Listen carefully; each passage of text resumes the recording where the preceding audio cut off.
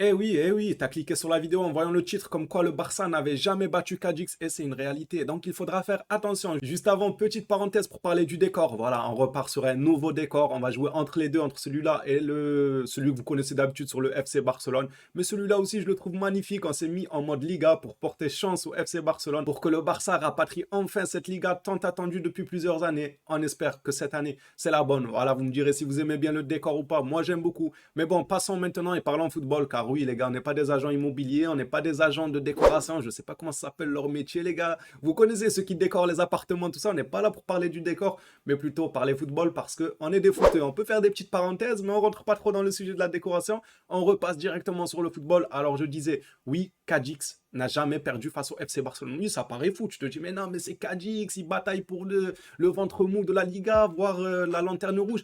Oui, mais on les a jamais battus. Je vais vous montrer ça en image, l'historique entre les deux clubs. Alors, il n'y a pas eu des dizaines de matchs non plus, mais du moins, les matchs qu'il y a eu, on n'a jamais gagné contre Cadix. Donc, il faudra faire très très attention à cette équipe. Et franchement, je mets un point d'honneur sur le très attention. Car je sais déjà que vous ou moi, le premier, on a tout de suite tendance à voir l'affiche et se dire, ouais, ça va être une formalité, 4-5-0 pour le Barça. Mais moi, j'ai eu une leçon contre le Rayo. Je voyais 6-0, 5-1, 5-0. Au final, on a fait 0-0 premier match de Liga. Donc, j'ai retenu la leçon. Et maintenant, vous savez ce que j'ai appris? Quand je regarde quelque chose, ben, j'essaie d'aller voir plus loin derrière. Je m'arrête pas. C'est bon, ça m'a servi de leçon, les gars. Maintenant, je vois Barça Cadix, je me dis, match facile. Après, je me dis, non, Cava, arrête de raconter des conneries. Regarde ce qu'il y a derrière. Je regarde ce qu'il y a derrière et je vois que c'est une équipe qui est difficilement maniable, qu'on n'a jamais battue et qui se rend peut-être serein grâce à, si je peux me permettre, ce palmarès qu'ils ont d'avoir jamais perdu contre le Barça. Donc, ils auront les crocs de tenir ça, d'arracher un nul, peut-être de jouer à 10 derrière. Je sais pas ce sera quoi leur tactique, mais peut-être qu'ils auront les crocs pour tenir encore une fois le Barça en échec et il faudra faire super attention tout en faisant tourner pour la Ligue des Champions là où ça peut commencer à devenir un peu compliqué parce que par exemple pour moi Ousmane Dembélé peut-être il faudrait le reposer un peu pour le relancer contre le Bayern Munich. Il sort d'un match de fou contre Pilsen, il nous a fait plaisir, donc pourquoi pas le reposer, mais peut-être pas tout le match, lui donner quand même quelques minutes de temps de jeu, soit en début de première période, soit à la fin de deuxième période, histoire qu'il soit dans le rythme, vous voyez, histoire qu'il ne fasse pas un match à blanc sans rien et qu'il arrive contre le Bayern les jambes lourdes. Il faudrait lui donner 15 à 10 minutes en fin de match à Dembélé. Moi, c'est ce que j'aimerais et puis ça permettra en même temps aux autres de jouer. Le match contre Pilsen en Ligue des Champions, c'était Rafinha qui en avait fait les frais au profit de la titularisation de Fati. Là, peut-être que Dembélé ne sera pas titulaire et que, je sais pas, Ferran Torres, on a qui encore déjà Depay, pourquoi pas, qui peut jouer à ce poste-là, même si moi je le trouve un peu plus intéressant dans l'axe, mais il peut jouer à ce poste-là. On a pas mal de joueurs. Ou même encore enchaîner avec un deuxième match avec Ansu Fati parce que contre Pilsen, moi je l'ai pas trouvé super intéressant. Je trouvais pas qu'il avait fait un gros match contre Pilsen, donc pourquoi pas le relancer directement une deuxième fois contre Cadix pour qu'il enchaîne un peu les matchs et qu'il ne soit pas sur le banc match après match après match. Comme ça, il peut suivre la cadence lui aussi. Et là, c'est le moment rêvé car Dembélé doit un peu se reposer. Lui, Rafinha, je pense qu'il va jouer. J'espère qu'il va jouer car il n'a pas joué le match d'avant. J'espère grandement le voir jouer. Lewandowski, je pense qu'il va jouer aussi. Mais je pense que Xavi le fera sortir pour le faire souffler parce que juste après, il y a le Bayern. Il me semble que c'est mardi ou mercredi qu'on joue. Il me semble que c'est mardi. Donc, il faudra surtout pas hésiter à faire tourner pour revenir au match de Liga Cadix et le FC Barcelone. Comme je vous expliquais tout à l'heure, la petite théorie de quand on voit quelque chose, il faut toujours aller derrière et voir ce qui se cache derrière et ne pas s'arrêter au premier a priori et se dire « Ah, ok, ça va être facile ». Non, c'est totalement faux. Ça va pas être facile. Déjà, je vous ai expliqué pourquoi ce sera pas facile, parce qu'ils nous ont tenus en échec plusieurs fois. Mais aussi, je vois déjà l'argument arriver de « Oui, mais Cava, maintenant, le Barça, on a Rafinha, on a Lewandowski, on a Chi, on a ça, on a ci, on a ça. » Et contre le Rayo, j'ai envie de vous dire, on les avait aussi, Rafinha et Lewandowski. C'est le football, les gars, c'est comme ça. Les équipes, les petites équipes comme ça, quand elles arrivent contre le Barça, le Bayern, le Real, elles donnent leur vie, non seulement parce que c'est un honneur pour eux d'accrocher le Barça, de prendre un nul ou une victoire, mais en plus de ça, les joueurs, ils peuvent se faire repérer car ils savent que ces matchs-là sont regardés par énormément de spectateurs, on parle de millions de spectateurs, donc ils vont se surpasser. Je vous jure que quand je vois des matchs de Cadix, Retafe et tout ça contre le Barça, contre le Real et contre les autres équipes qui pourtant, ils sont à leur hauteur en fait, par exemple Retafe, on va dire ils sont 18e, ils vont jouer contre le 19e, ben, pourquoi ils ne jouent pas comme contre le Barça? Ils peuvent être premiers de la Liga s'ils jouaient comme ça, comme ils jouaient contre le Barça et le Real. Mais eux, non. Ils attendent que c'est le Barça et que c'est le Real pour se donner au maximum. Je trouve ça dommage de leur part parce que s'ils mettaient la même envie qu'ils montrent contre le Barça et le Real, ben, ils pourraient peut-être prétendre à de meilleures places en Liga. Mais eux, voilà, ils se surpassent que contre le Barça parce qu'ils savent que c'est beaucoup vu,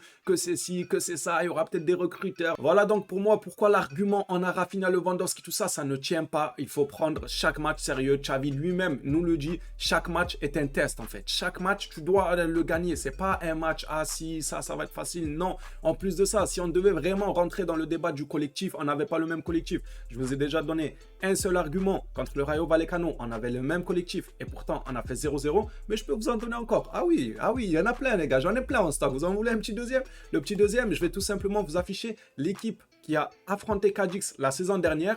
Et dites-moi si sur le papier, cette équipe-là n'est pas capable de battre Cadix franchement assez facilement. Je vous affiche la compo juste ici. Donc on a joué en attaque avec Ferran Torres, Depay, Dembélé. Déjà ces trois-là, c'est pas des bourricots quoi. S'ils jouent quand même au ballon. Bon, Ferran Torres, il y en a beaucoup qui me diraient non, lui il ne joue pas au ballon, il fait du ping-pong, il fait de la natation, on ne sait pas ce qu'il fait, mais il ne joue pas au ballon. Du coup, nous sommes d'accord que le trio qu'on a mis face à Cadix, et je tiens à vous préciser que ce match-là, on l'a perdu. On a perdu. Donc ce trio offensif, est-ce que ça se compare à Lucas Perez, à Alex, à Sobrino et à Salvi? Avec bien évidemment tout le respect que je leur dois, voilà, ils ne pèsent pas lourd quoi. Ils ne pèsent pas lourd face à un Dembélé, face à un Depay, et pourtant cette équipe-là qui pesait pas lourd, qui de base devait être facile, qui de base le Barça avait un meilleur effectif, eh ben, ils sont allés chercher la victoire contre le Barça. C'est pour ça que je vous montre plusieurs arguments pourquoi faire très attention contre ce genre d'équipe. Gavi, Sergio Busquets et De Jong en milieu de terrain. Encore une fois, les gars, ça ne se compare pas à José Mari ou Marianne ou je ne sais quoi. Et Johnson, les gars, on ne compare pas l'incomparable. Donc, on est d'accord qu'on avait déjà la saison dernière un effectif au-dessus de celui de Cadix. Et pourtant, on a planté. En défense, on avait Jordi Alba, l'anglais. Là, c'est... ouais, je comprends, il est où le... je comprends, il est où le problème de la défaite, les gars. L'anglais, Eric Garcia, qui était pas rassurant en plus la saison dernière, c'était moche à voir. Jordi Alba, ouais, on le présente plus. Dest, lui aussi, on le présente plus, tout le temps dans sa tête. Il y a du hip-hop qui tourne, il est là, il écoute... comment il s'appelle, là? Il écoute Pop Smoke à longueur de journée, Gucci Dior, dans sa tête, lui, c'est le fuego, c'est la fête. Franchement, c'est la fête dans sa tête, Dest.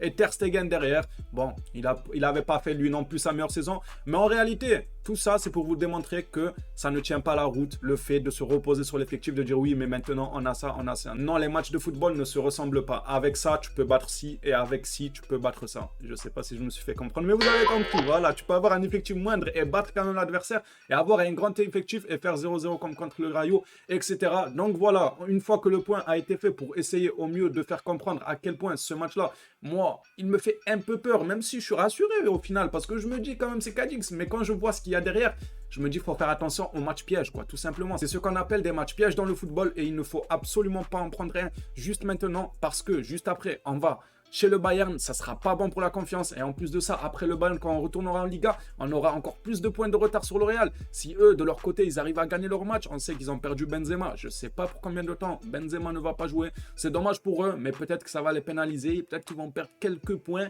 pour notre bonheur, les gars. Mais en tout cas, ça serait très mauvais pour la confiance que les joueurs fassent un nul ou une victoire, ou une défaite, pardon. S'il faut une victoire, c'est très bien même. S'il faut un nul ou une défaite, ça sera très mauvais. On perdra encore des points en championnat, on perdra de la confiance juste avant d'aller affronter l'ogre, le Bayern Munich. Moi, je pense qu'il faut jouer ce match à 100%. Je ne dis pas qu'il ne faut pas faire tourner parce que même les joueurs qu'on a sur le banc, ils sont très bons. Ils ont des qualités hors normes. Malgré qu'ils soient remplaçants, ils peuvent être titulaires, comme j'ai eu à le dire. Dans plusieurs clubs, ils ont leur place titulaire. Mais juste que les remplaçants jouent comme si c'était le dernier match. Tu joues comme si c'était face à une grosse équipe. Tu joues pas en mode, ouais, Cadix, ouais, si, on fait tourner, ouais, ça va finir par rentrer. Et là, le temps, il roule. Ça arrive à la 90e. Ah, bah, en fait, c'est pas à rentrer. Eh ben oui, c'est pas à rentrer. Il fallait jouer à fond. Dès la première minute, tu joues pour marquer. J'espère, c'est ce qui va arriver. J'espère aussi que Xavi va faire souffler quelques têtes, comme j'ai eu à le dire. Dembélé, pourquoi pas, j'aimerais bien le voir se reposer. Pour qu'au Bayern, il soit au taquet, se reposer, je rappelle, avec quelques minutes de jeu. Je vous affiche maintenant la compo prédit par Marca. Alors, c'est une prédiction. Ce n'est pas sûr à 100% que le Barça va jouer comme ça. C'est Marca, le journal Marca espagnol,